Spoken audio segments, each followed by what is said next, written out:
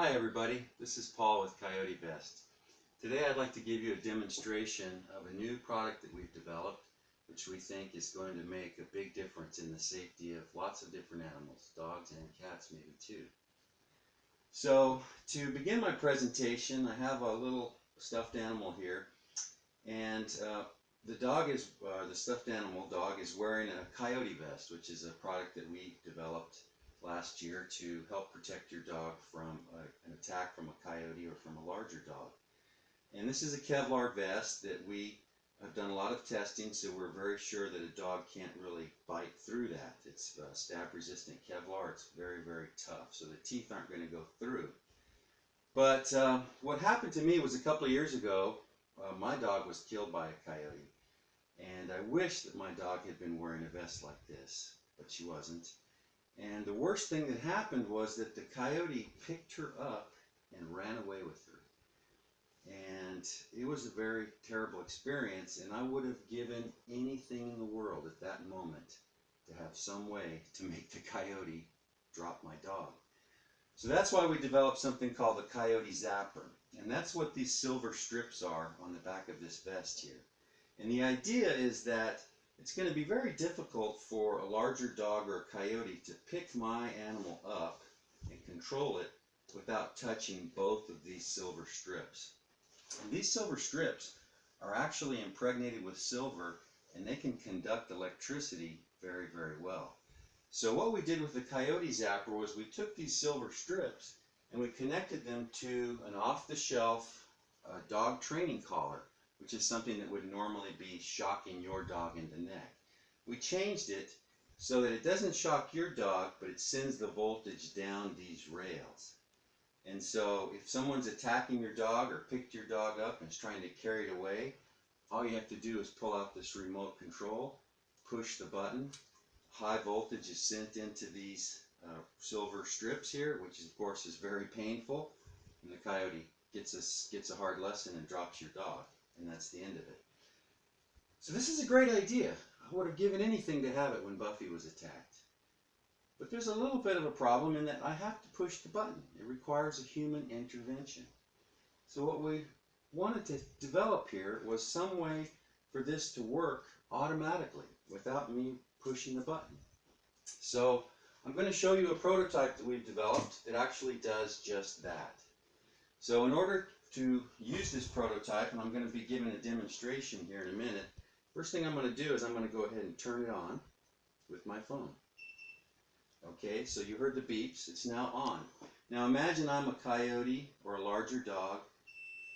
As soon as I touch those rails, I'm getting a beep. And if I wait too long,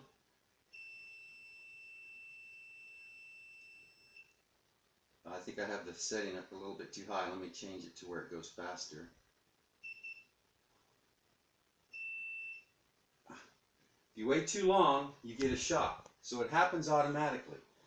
Now, the reason it was waiting is because I can adjust how much time it waits. And that gives someone like a child or someone who doesn't understand what this vest does a warning. Okay? But I'll explain that further. So this is doing what we wanted to do. As soon as your dog is attacked, the device knows about it and is going to wait a certain amount of time, and then it's going to shock your dog. So we're calling this new device a BiteHalter, and it's actually pretty sophisticated. And it is built right now using the Intel Curie module, which is a brand new chip that's out, and it's got a lot of great capabilities that's making this possible. So you can basically see what I want from it right here, but there's a lot more to it. So I'd like to show you some of the additional features of this new system and how we can control the whole thing from the phone. So what I'd like to do at this point is I'd like to show you how this application works that controls this BiteHalter. So you can see it hanging on the bottom of the dog's neck right here, and it's actually a pretty large device, and that's just because it's a big prototype right now. When we build this thing for real, it's going to be tiny. But for now, it's kind of a large box, and that's just for testing purposes, for proving that it can work. So looking at the app here right now, you see that it's scanning for devices, and it's found Sparky, and it's showing the signal strength here. So what's happening here is this device has actually got a Bluetooth low energy signal that's coming out of it, and my phone is picking up on that. And I can actually measure the signal strength. So if I was out in a field or out walking around in the country, and I was trying to find my dog, I could use this signal meter to kind of hone in on where the dog is. It'll get stronger the closer I get. You'll also notice that there's a picture and a name, Sparky. And that's because this application that I'm showing you right now is connected to the cloud. So as soon as it was able to find this device, which has a unique serial number, it went off to the cloud database and retrieved the additional information, which included this dog's name and his picture. And so we're seeing that right here. So if I had multiple dogs or multiple animals, each one could have their own picture, their own name, and I would see them all showing up here as I'm scanning for devices. Whenever this application detects one of these devices here, it will connect to the cloud database, and it will also send the coordinates of your phone at the moment that thing was detected. So right now my phone is here in San Diego, and as soon as it connected to that device, it talked to the cloud and told the cloud where I am. What that means is that if for some reason you can't find your dog, if your dog is lost, and you had a search party of people looking for it and they were all running this app, the first person who got close enough to pick up a signal, their GPS coordinates from their phone would be transmitted to the cloud. That gives you the ability to have a locate button here. So here's all my devices that I know about, and if I click on that button right there, locate, it will show me on a map the last place that this device was ever seen. So this is kind of a crowdsourced geolocation, similar to what some other commercial Bluetooth devices do. So I'm going to go ahead and connect to this device by just clicking on it. And that brings up another screen here. And this has got several pieces of information on it. So if we look here on the top, it says Sparky. That's the name of the dog that we're controlling, the device that we're controlling. And you also see it has my contact info, Paul W. Mott, my telephone number, and my email.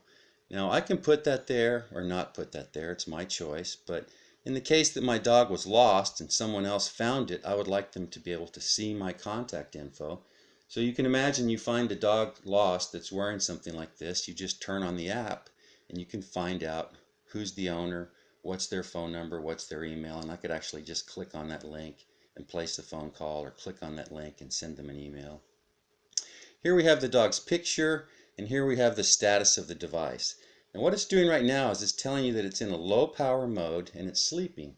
But as soon as the device gets moved, it wakes up.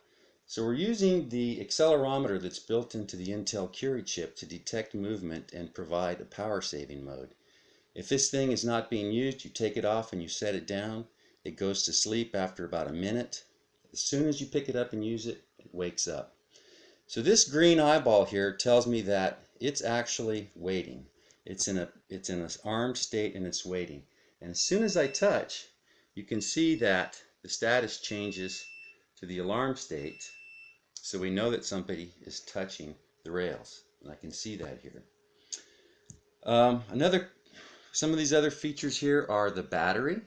You know, obviously this thing can't work without a fully charged battery, so it's important that we display the remaining battery life so you can understand if it's good to go or not. You can turn the system off or on right here. So when you're putting it on or you're messing with it and you don't want to get shocked in any way, shape, or form, you just turn it off. Okay. One of the other features we have on here is a light, and you'll see that that light is flashing a sequence that starts off kind of slow and gets faster. And actually what I'm going to do is I'm going to make that a little brighter so you can see it. And the idea of this light here is to use a visual deterrent to make your dog look more dangerous and more scary to a coyote. So this is an area where we can probably come up with some different types of light sequences. The one you're seeing right now is like a Doppler shift. It just gradually gets faster and faster and faster. And there's been some research done to indicate that this does scare animals. They think something's coming at them. And right now in our prototype we just have one light, but ultimately we would have a bunch of lights And I had some stuff here to show. Where is it? It's gone now. What'd you do with the pen? My eyeball thing that had the lights on it. It was right here. Okay, one second. Sorry, we're trying to find something that got moved. Okay, here we go. Alright, so what we'd like to do is we'd like to have these lights mounted on the side of the dog, 2 on each side, in kind of a scary way, right? So this looks like a set of scary eyeballs. And every animal that has eyeballs recognizes another animal that has eyeballs. And if these are flashing and scary and mean looking, that's just one more thing that tells the coyote, don't even try it, you know? Don't even think about it. And that'd be the best outcome of all, is if he just says, I'm not interested. So these lights are going to be serving as a deterrent. And they do take some battery life. So if in the case you don't want to use them, we can just turn them off and they're off, right? Now the other thing we have on here is this beep sound. And if you don't want to hear that, you can turn that off too. And that way you don't actually, your dog won't actually hear anything. So the lights and the sound you can turn on and off. We also have another button down here called Zap Now. And that's basically just like the old Coyote zapper that we had. You push that and it zaps right now. Okay, you can see the blue lightning bolt tells you it's sending the power out down the strips right now. So you have that ability to do a manual control. There's another button down here called Setup. Oh, one other feature too. You'll notice here where it says receiving and steps. We also have a built-in step counter. So just for grins, as you take your dog on a walk, our BiteHalter device will actually be counting the steps of your dog, so you can see how many steps you've traveled today. So that's just a nice fun feature. It shows right there, right now. I just started the thing up so it says 0, but if we were to walk the dog a little bit, you can see it's coming up. The numbers are coming up 15, 16, 17, 18. So I'm counting steps there. That's a nice little feature. Now the other thing I'm going to do now is go to my setup button down here. And this gives me the ability to change the amount of time that will be given before the shock is delivered. So we have a warning time, and we can change it from 1 second, 2 seconds, 5 seconds, 8 seconds, whatever. We can adjust that, okay? And we'll know, if I go back here and turn my speaker on, we can actually get an acknowledgement from the speaker every time we make a change. We can also change the amount of shock power. So if you have if this is your big dog who's kind of harassing your small dog and you want to gently teach him, you can turn the power level down to 1 and it doesn't hurt that bad. Or you can crank the power up to the maximum, 15, and that's a lot. That hurts pretty bad. So if you were really out in the country and you wanted to make sure that the coyote who attacks your dog gets the maximum lesson, you'd want to leave it up high. Or you can move it anywhere you want along down here. Okay.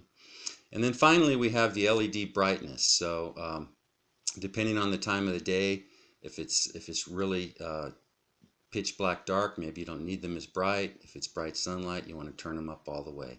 So you can control how bright these little flashing LEDs will be that are on the side of the dog. Okay, so there's one more button down here called Edit Contact Info, and we'll bring that up.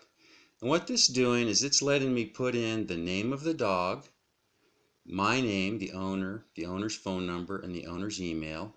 And if I hit OK, this information will be saved in the cloud, in the cloud database.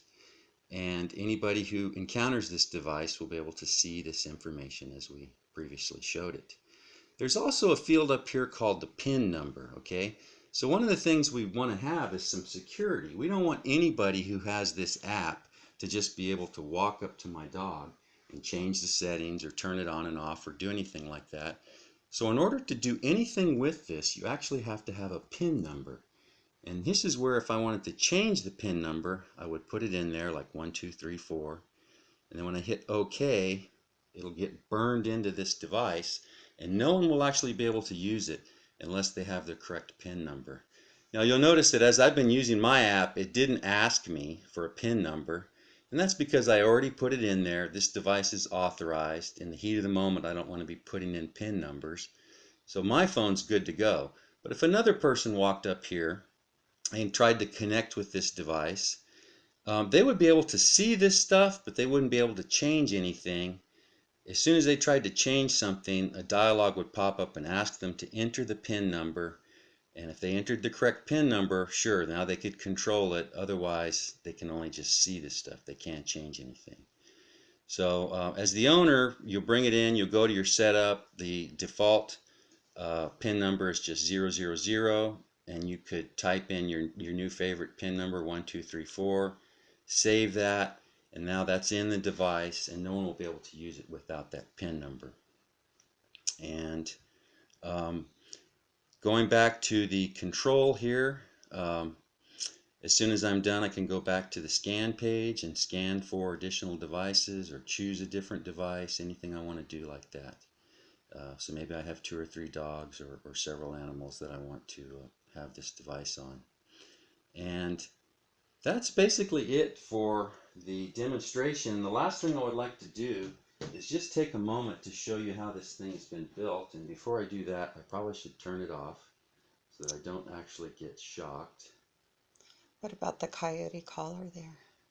Oh, yes. Well, this is not actually hooked up yet, but one of the other innovations we're trying to get perfected right now is having the actual collar electrified as well. So you can see that this is not connected yet, but I have these spikes mounted on some of these similar silver strips. And because these spikes are actually chrome plated, even though they're lightweight plastic, they're hard, but they're light, and they're plastic, they're chrome plated with copper and chrome, and they conduct electricity very well. So any dog that was touching 2 of these, which would be pretty much impossible not to touch the 2 side-by-side rails, again, they're going to get the shock. There was one important thing I forgot to tell you about this. Very, very important feature. And this takes full advantage of the accelerometer that is built into this device. So if I go ahead and get reconnected here and turn it back on, and you notice that on my setup screen I had, it's asking me for the PIN number. Let me put that in here real fast. 2, 3, 4. Oh. Okay. So if I go here to my setup screen, and you notice I had warning seconds, 6 seconds. And that's as a courtesy to people, mainly. You don't want to let them know that, or even a friendly dog. You want to give them an audible beep that says, let go, please. 6 seconds goes by, the shock's going off. But what if your dog is actually really truly being attacked by a coyote? Okay? In that case, you don't want to wait 6 seconds, you want it to go off now. Okay? So while you are in this warning state, if you shake the dog, Paul. Sorry, that hurt. If you shake the dog, if the dog gets violently shook at any time during that warning period, the warning's over and the shock's going off right now, okay? So the warning provides a nice courtesy warning, but if your dog is actually being attacked and this thing is being violently shaked, it's going to shock right now. And I feel like that's a really important feature in that you're nice to people and other friendly dogs, but you're not very nice to somebody who's picking your dog up and shaking them. They get it right now. Okay, so that's an important feature. And that usually means an attack or something very violent. Something very violent is happening while these are being touched. And in my mind, that means it's time to send the shock out now. Okay, so I'm going to turn it off. And make sure that it's off. Yep. Okay. Now I can just go ahead and take this off real fast.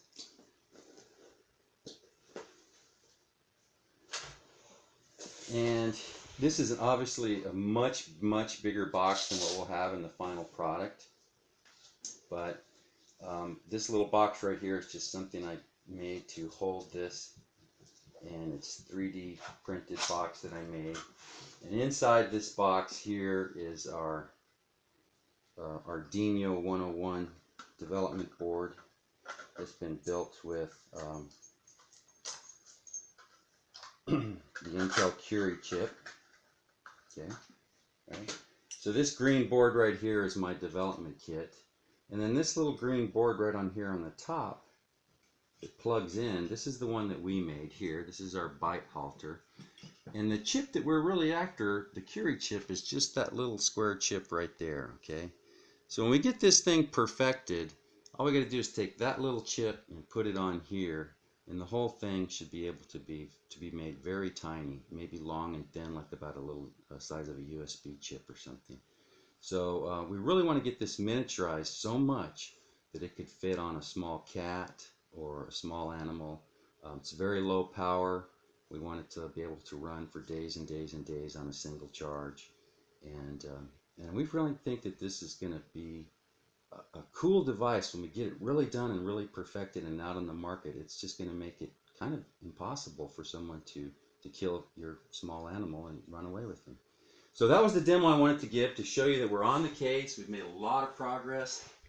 This Intel Curie chip is the bomb diggity. It does so many cool things. Can't wait to get my hands on the final version. Right now I can only get my hands on this little prototype board. But the things we can do with it, the app that we have written to control it all, we have a cloud database and a cloud web app to talk to our phones.